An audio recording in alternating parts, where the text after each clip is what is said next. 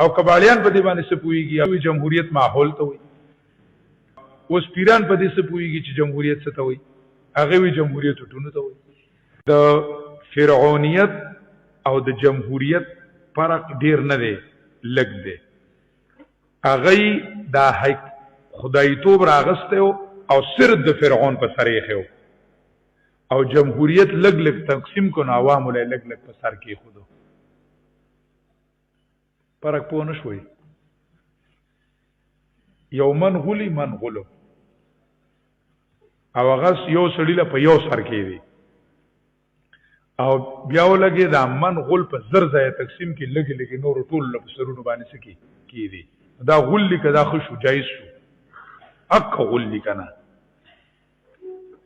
نو امریت چې وو نو دا حاکمیت د چاو د غیر، حکومت د غیر منو، د غیر منو. نو هغه فرعون له ټول په سر خو، او جمهوریت لګي لګ لګي چې کمونو دو خلکو په سر سکو تقسیم کو. وی الحکومت للعوام، الحکومت للعوام. اوس پیران په دې څه پوهیږي چې جمهوریت څه ته وایي، هغه وی جمهوریت ټونو ته وایي.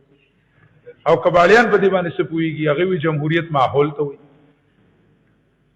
جمهوریت وی څه ته وایي، ماحول ته وایي. لکه ته په جمهوریت څه پوهیږي، ته چې ته مړی ژوندي کوه، ژوندي مړی کوه، دا څه کار کوه؟ دا ستا دا کار دی.